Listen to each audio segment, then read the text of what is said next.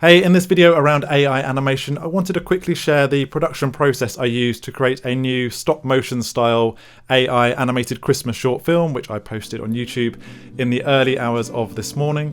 And it's a little story about a boy who hops on a boat and travels across some wild, rough seas, heading off towards the Arctic. And it seems to have been pretty well received, and I've had a few requests for a bit of a behind the scenes look at the production process. So I'm going to jump into that and just show you some of the steps, how I made some of the shots, made some decisions, and built up the final edit.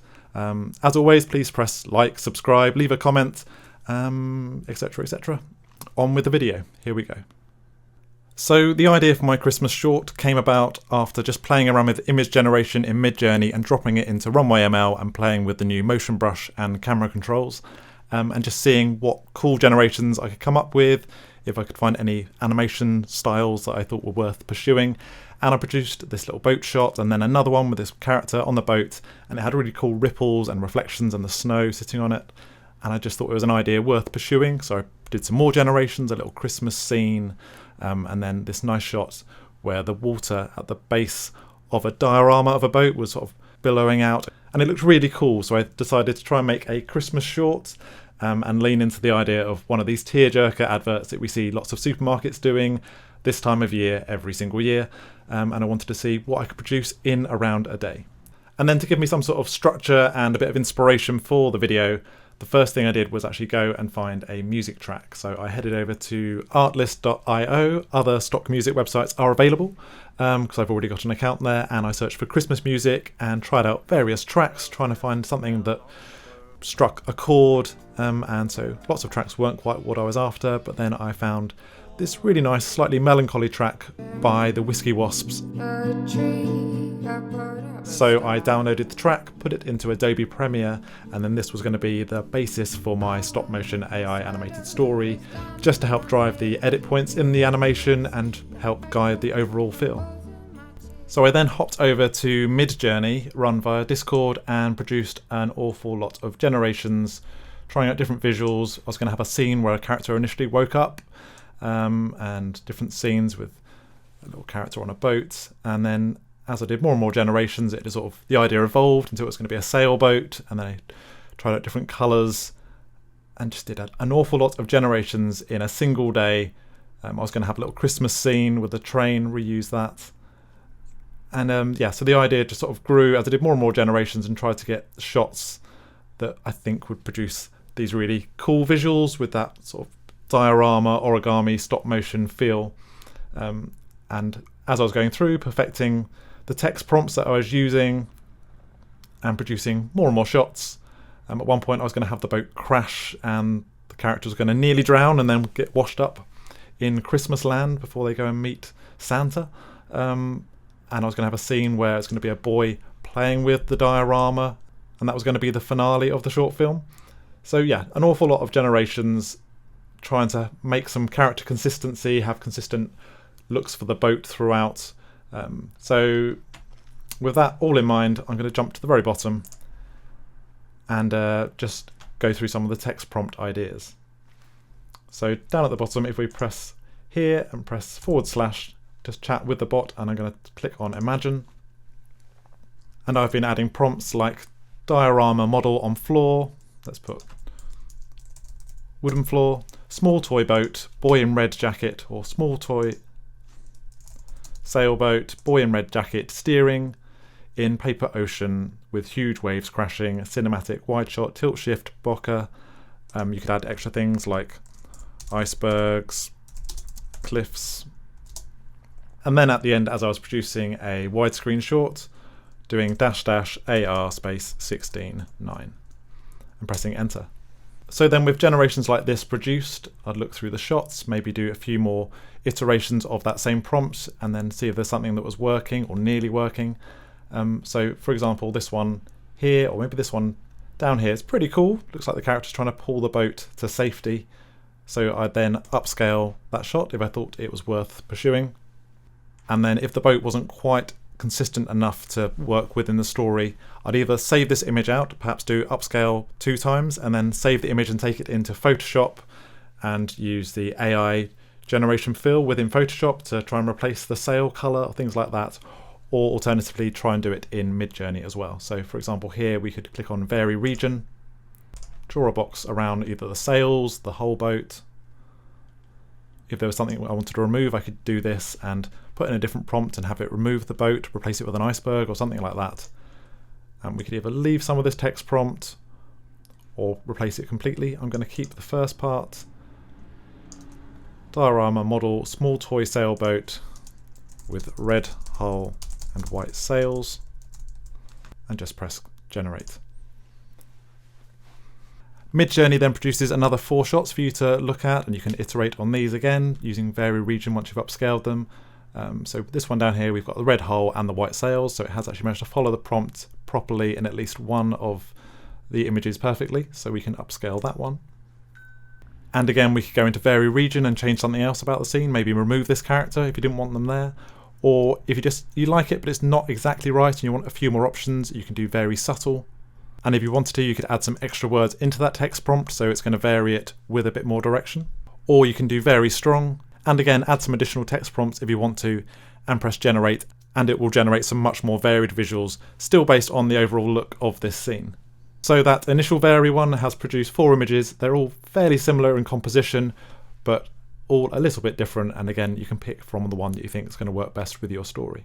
And then you have these other options produced with that Very Strong button where the composition's quite different to the one it was based on. And again, you could work from these, upscale them, vary them, and go again and again.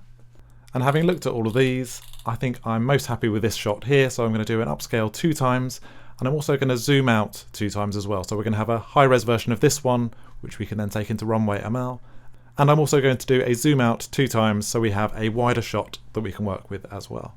So here we have those 4 zoomed out shots, and they're all interesting. I don't actually love any of them that much. Maybe this one in the bottom right's kind of cool. So I'm going to take that one, upscale it, and then to save those images we can just right click and choose Save Image. Now if you're struggling to create the shot you need to be able to piece together your edit, for example I've got this close-up shot of the bow of the boat moving through the water and I was struggling to get MidJourney to create that image with a text prompt alone. Grab hold of an image that you do like, and maybe I just want this section of the boat, and I could open this up in Photoshop, copy the image, paste this into Photoshop, and just crop the section of the image that you're interested in. Copy, create a new image, paste.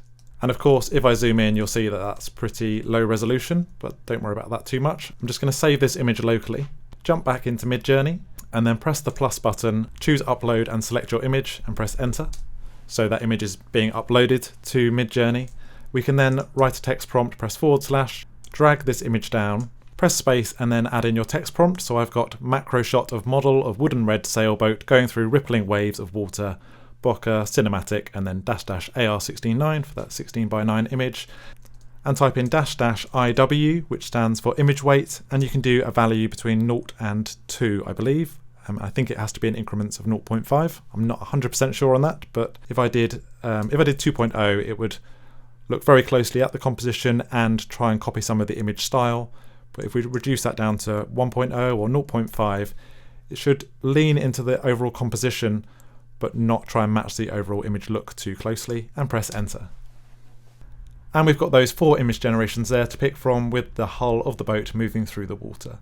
So you can see how taking that image as an extra guide to direct MidJourney can be really useful for generating those images that are otherwise quite hard to produce. And since we're here, I'm going to upscale this one and take that into Runway ML as well. So I've hopped over to Runway ML and I'm using Gen 2 and the image plus description option. And I can go down here and either click and load up the images or just drag one of these 3 images in. Let's go for the first one, drag that over there. Now if I wanted to, you could just use the general motion tab, choose how much motion you'd like applied to the scene, add some text and press generate. I'm actually going to use the camera motion and the motion brush tool. So if I click on motion brush and decide what bits in this scene we'd like moving, I think we're going to have our character taking some steps to the right. So I've highlighted them and we've increased the amount of horizontal movement. And since we're having horizontal movement, I'm going to apply it to some of the waves as well. Increase the size of the brush slightly. And we have got sort of sea foam, it looks like, in amongst these rocks. So I'm just going to crudely paint around there. So we're having some movement to the right, and I'm going to have them get slightly closer, so increase the proximity so it's coming towards the camera, and press save, and just add a bit of text guidance. In other generations I've been having things like have the boat move to the right, but for this one we're just going to have large waves crashing, water spray, man steps to right. And then click on the camera motion tab and decide what sort of camera movement we want. I'm just going to have a little bit of zoom out, set it quite low, and a little bit of horizontal movement to the right as well. And press save. And then press generate. And then whilst that's generating to speed things up, I can go ahead and load up one of our other images. And again, open up the motion brush tool, and I'm just going to increase the size of my brush. I'm actually going to paint everything bar the boat.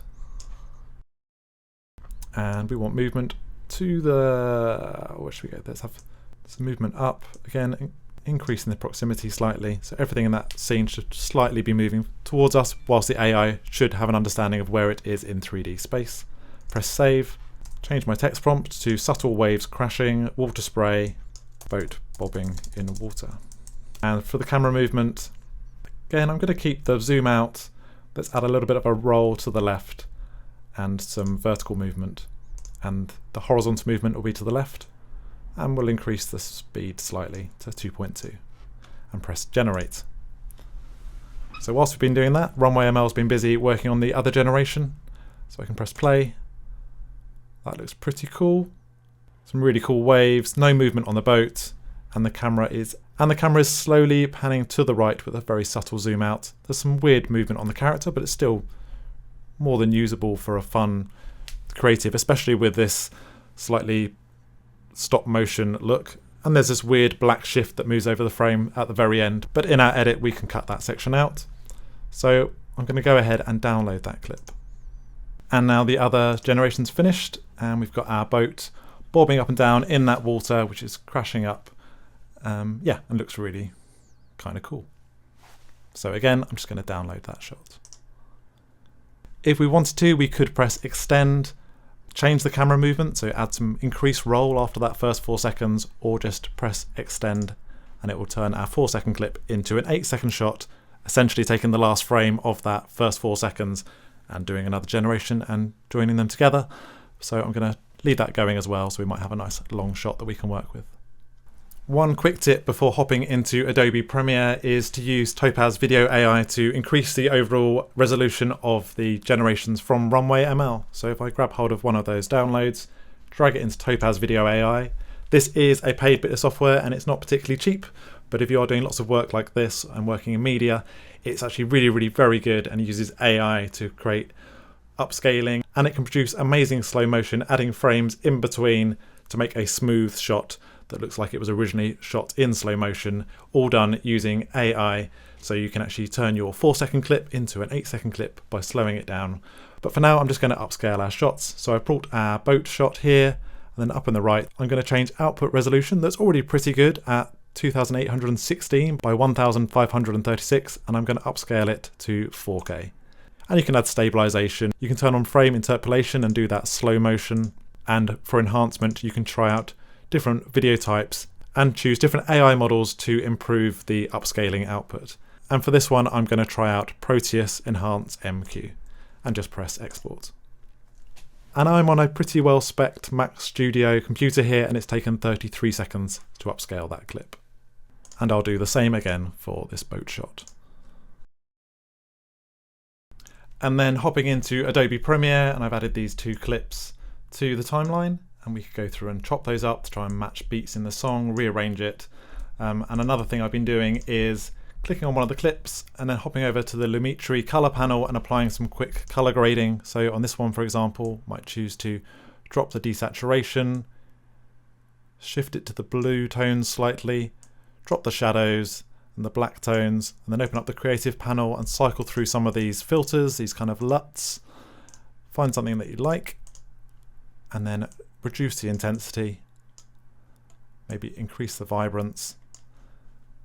Just find a look that you're happy with, and then you can go over to the effects panel, copy the Lumetri color effect, go to any other clips, paste it, and then adjust it slightly if you need to try and match the tone, and then you can apply that throughout all your shots to try and increase the overall consistency in the tones and colours in the video.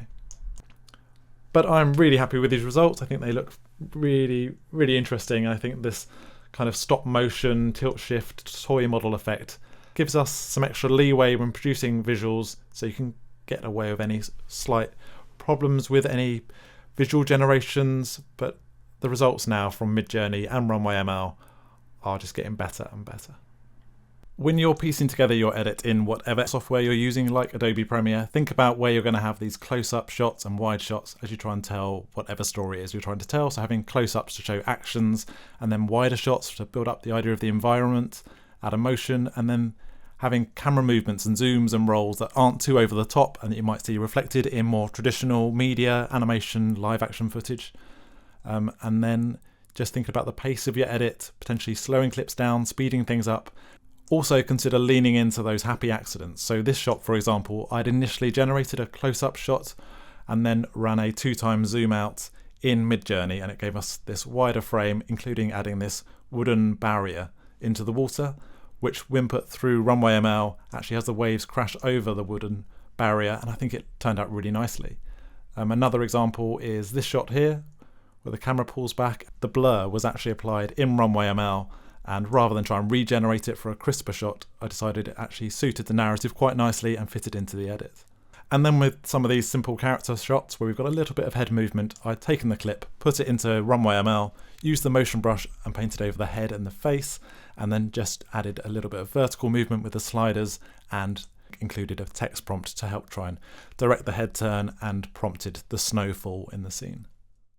And that brings me to the end of the video. Hopefully this little run through of the production process has provided some sort of useful insight into how I approached the production, how the story came about, how I developed the visual style playing with MidJourney and Runway ML to create these cool diorama stop motion looking scenes. And before I play the original short at the end of this video, please press like, subscribe and leave a comment saying hello, letting me know what you're up to, any videos you'd like to see, any other questions you have. Alright, thanks very much. Have an awesome day.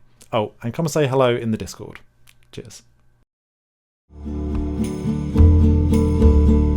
So when you wait, there'll be snow in the sky. You sing so softly, yeah, only we hear about the love you promised for all of our years, and we will sing our Christmas song.